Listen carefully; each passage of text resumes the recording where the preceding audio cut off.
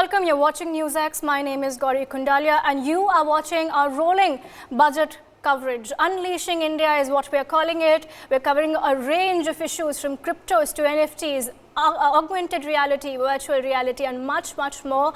Let's talk about something which has fascinated a lot of us for the past few months. Now, the global augmented reality and virtual reality market has been booming in the past few years. Immersive and interactive technology is playing a huge part in the development of various sectors globally.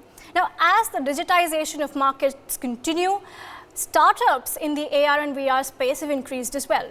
The hardware segment of the market, which includes smart glasses and headsets, how we can integrate AR and VR into all sectors and boost the industry, making India the hub of AR and VR. We have with us a panel of guests. We have joining us now on the broadcast, Raman Talwar, CEO and founder, Director of Simulanis, also with us, Keshav Shekhawat, co-founder of Ogin, Bhairav Shankar, CEO, Avantri joins us also on the broadcast, Kanav Singla, founder and CEO of Metadome is also on the broadcast with us, and last but not the least, Professor Aman Agarwal, Director of Indian Institute of Finance joins us. Gentlemen, I will come to you, but before that, let's have a look at some of the numbers as far as this particular sector is concerned. Now, this particular graphic is showing us the market value in India of the AR and VR industry. Now, in 2017, it accounted for 0.34 billion US dollars. This is 2017 viewers.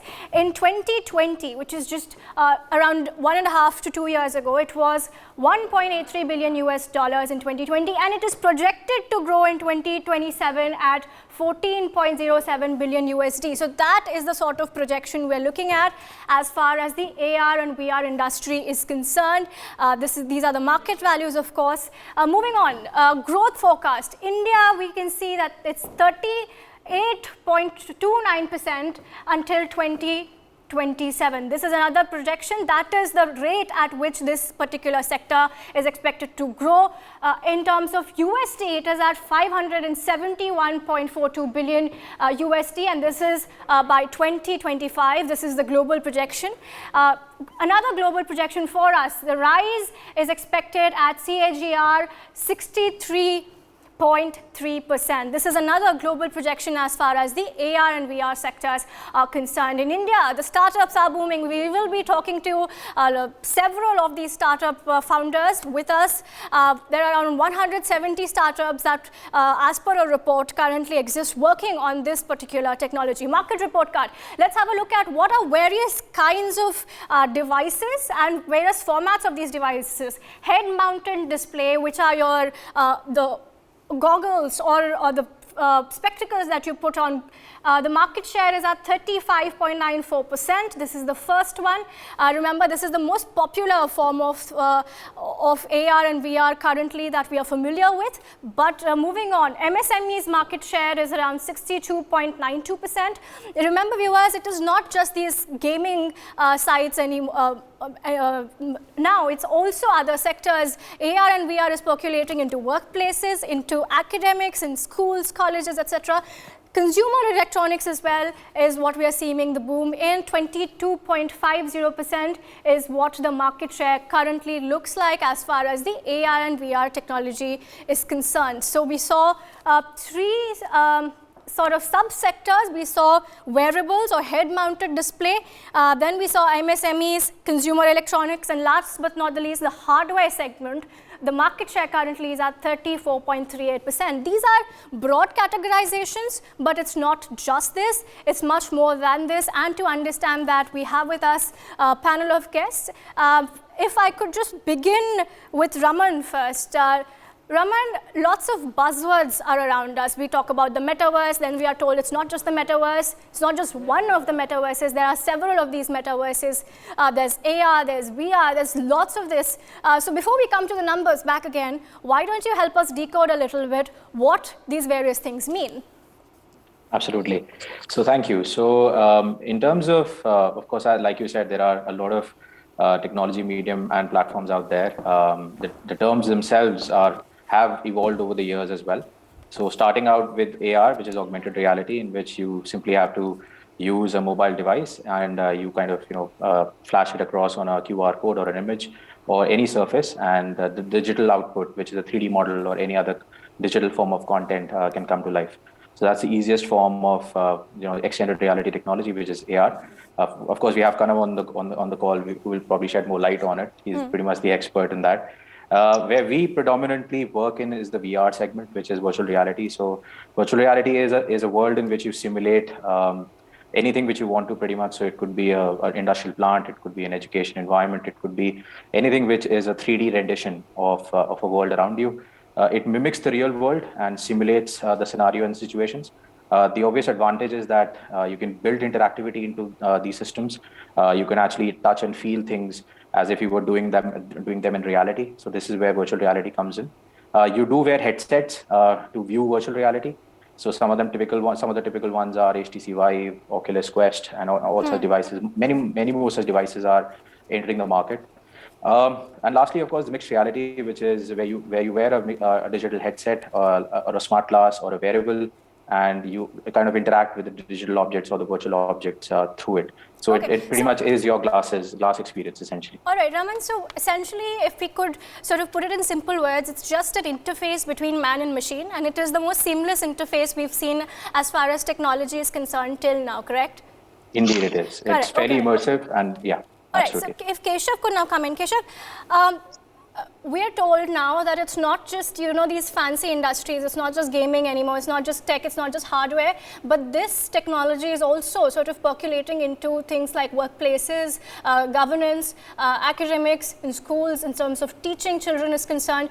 Could you talk to us a bit about the potential of this industry in those domains?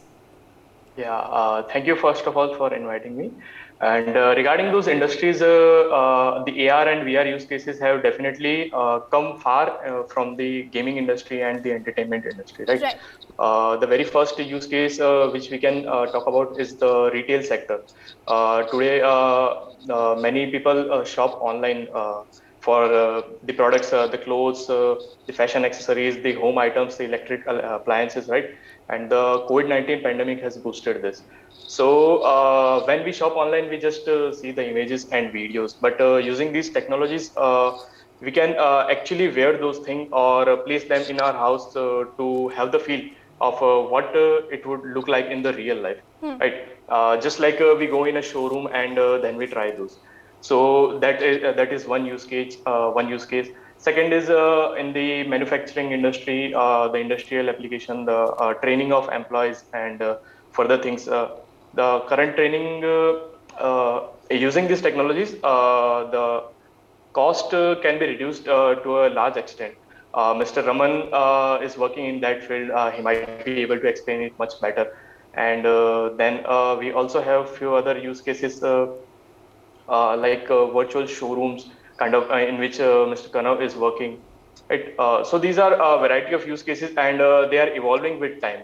Right, and what is it that Organ does? So what do you specialize in? So we provide in the first use case, which I was talking about, we provide the virtual try-ons. Right. So when you go on an e-commerce site and shop for your products, right?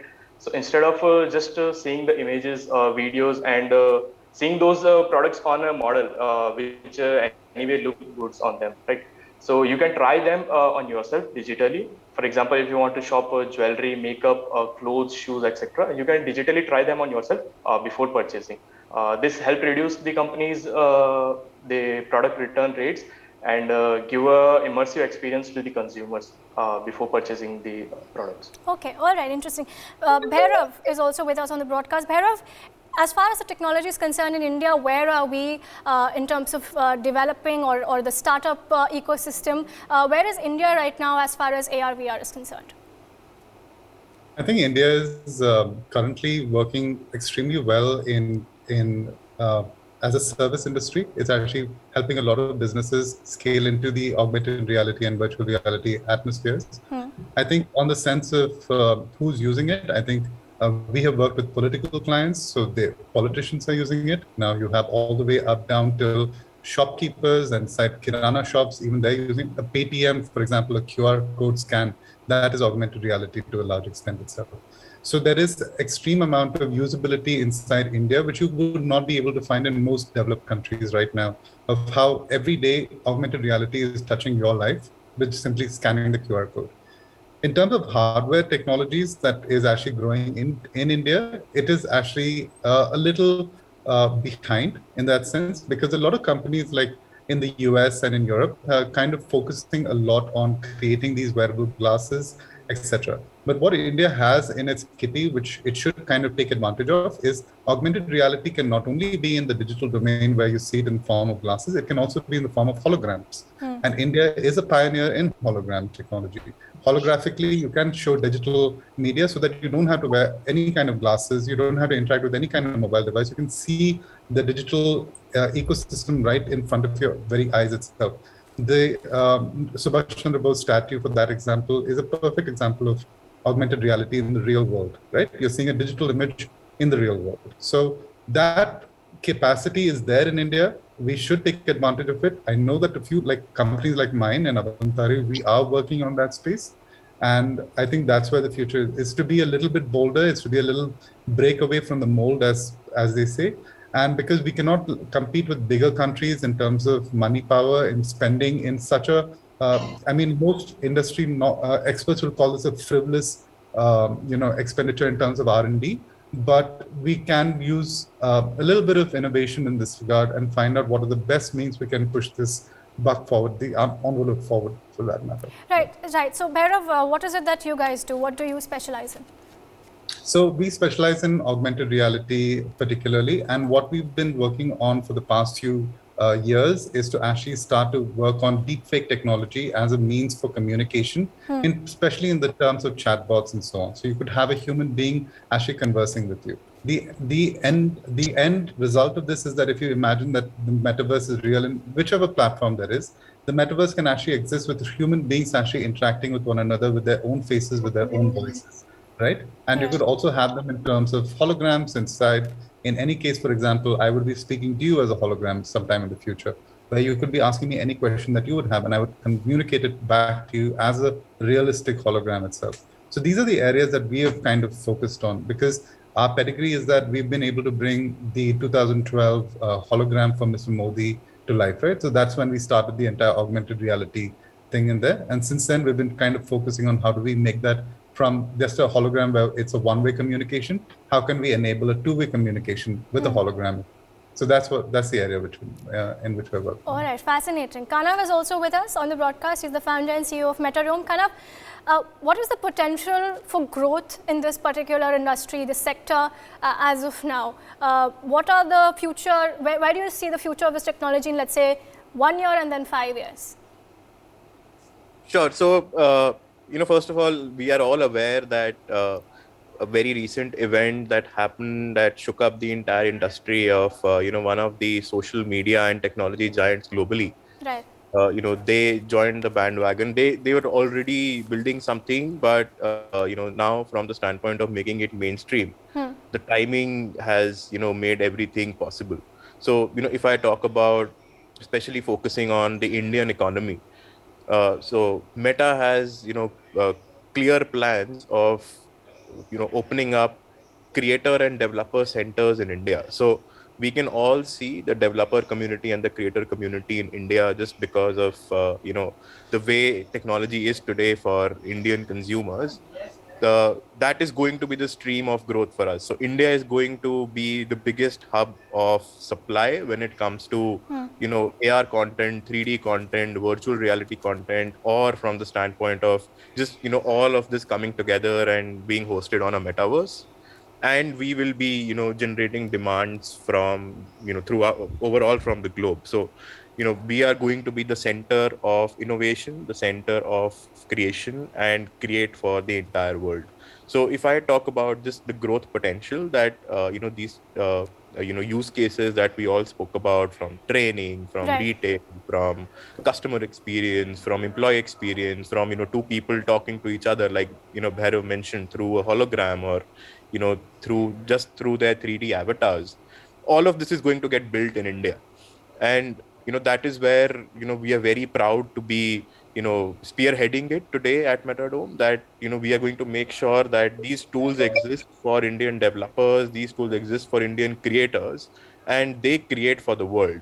And it's for us, it's about focusing on that creator community and that segment of the population where they can actually take it to the entire world and not be limited by the tools that a company which is in the West or which is in Europe is building, rather than it be built in India and then scaled to the entire world. Absolutely, absolutely. And if our viewers would know that this is what our focus has been at NewsX as well. As far as any technology is concerned, what we really need is our entrepreneurs building it from the scratch and then taking it to the world, making India the AR VR hub of India, and not the other way around. The Facebooks and the Googles of the world shouldn't come to us and tell us to use their products, and then essentially we become dependent on them. All right, that was fascinating. 4 founders of these AR, VR startups are telling us about it. Stay on with us, gentlemen. We also have with us an economist. We have Professor Aman Agarwal with us.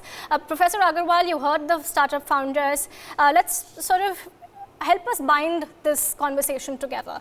How important then is it to ensure that AR, VR is included in as far as when we make our budget projections are concerned, when we make our plans are concerned, take the sector with us and make it one of the drivers of India's economic growth?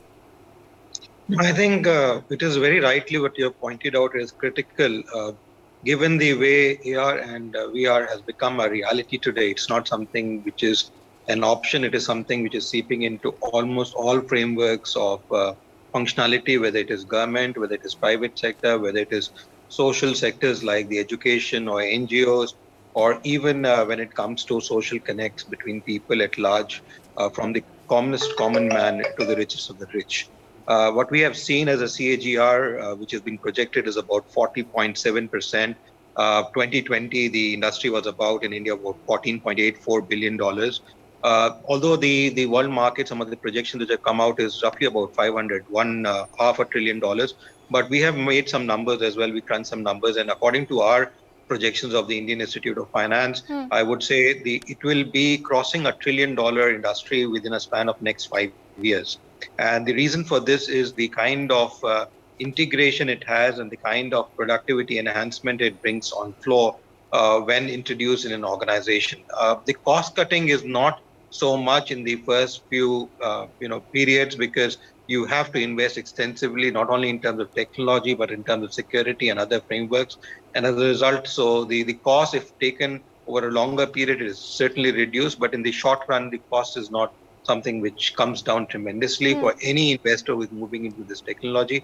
But this is something which is inevitable. And I think the fact that we just saw the economic survey get released and a 9.2% growth projection which has come for last year is clearly an indication that India is doing fairly well, even for the foreign direct investment.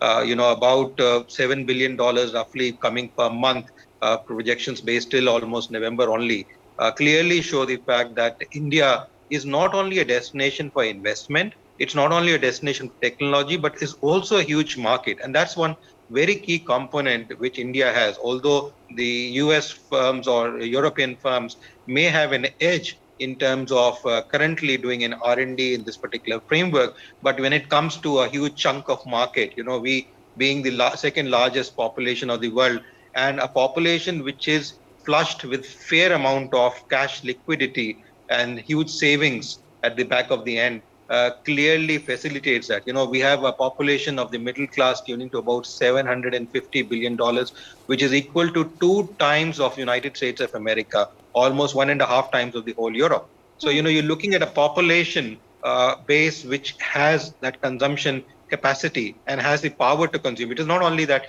you have a population base like China has a huge population base, but the division of economic benefits or the income benefits is not there throughout the growth. And as a result, despite the fact that they are the largest population base, but they do not have that consumption aptitude or the facility, even the money power to buy it. I think India has shown that aptitude, and the economic survey we just got released clearly is an indication that we are looking at. And we can see, although it's not augmented, what we are seeing Nirmala Sitharamanji presenting their budget, but there is a change from a clear-cut pre-printed budgets which used to be there Correct. and which is circulated to a completely digital form of a budget which gets presented for last year and even this year, which is going to be there. So there is that move in the government as well in terms of policy making and decisions and in terms of inducing accountability and transparency in the whole framework. Right. Professor Agarwal, if you were to identify key challenges that we could face in this particular sector, what would they be? No, the key challenge, I think, first of all, the usage in all three sectors, with 3A sectors, which you look at is agriculture, services, industry.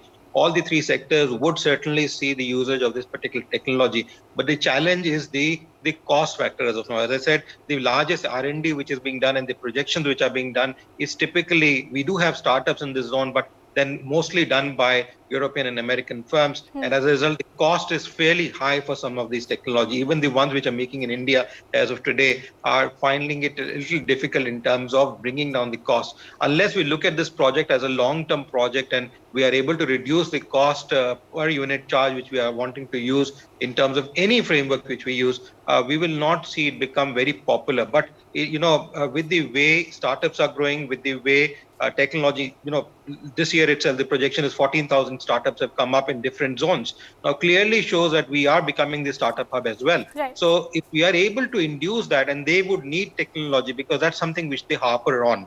If they're able to do that, we should be able to reduce the cost down. And at the end, it's a question of usage. Like we can see today, when it comes to payment gateways, the commonest of the common man sitting on the street uses that payment gateway in terms of transaction. So, there is that adaptability. People are adapting to newer technologies for their benefit, whether it is students or the BAPL families or the common man. And that's where I think the liquidity crunches. If you remember, when large companies like ITC and all were selling shampoos, they talked about sachets, 1 rupee shampoo sachet which could be sold. It's a question of that unit frame pricing which is critical. So if we are able to reduce that, if the startups which are setting up do not want to encash that growth within the first 2 years, but they look at it for the next 4-5 years framework, we would see this technology growing at a much faster pace within the country as well. All right.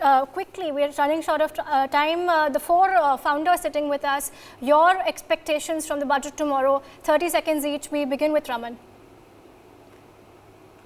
Sure, thank you. So I think firstly, for our sake, since we're into our operations and we've been dealing with a lot of B2B players across industries and selling our solutions across XR for skilling and training predominantly, we would love an incentivization to be done at a large scale so that implementation and as well as the consumption for enterprises, especially in the skilling and education use cases, improves. We would also appreciate that if this sector itself could get like a specific HSN SAC code, which could also help streamline the operations a lot.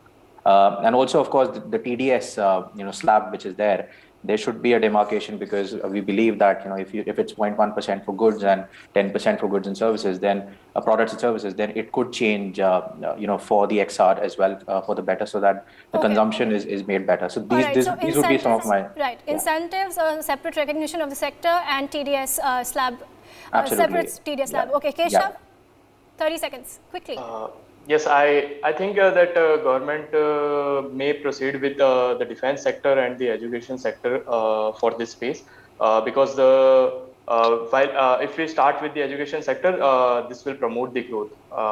Since if you say that what Web 2.0 did to America, China, and European market, they built the great tech giants which we see currently. So Web 3.0 can be the ruling factor,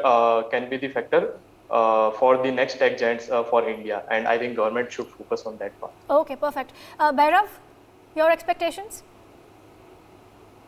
I think that I would want the Technology Development Board in India to kind of accept AR and VR and AI, artificial intelligence itself, as a critical parameter to invest in. I would also want the R&D benefits that the government used to give out for DSIR certified labs to include AI, and also start to incentivize R&D inside India, especially for startups. In terms of monetary benefits, like there used to be a 400% income tax waiver that was there and which the Modi government has kind of removed. We would want that to be put back in because that will incentivize a lot of companies to come up with new R&D facilities and new R&D pushes, especially in the startup ecosystem. All right. These are the two things. And as Raman said, I would also want recognition of AR and VR as a critical driver of growth inside India. These are the three things.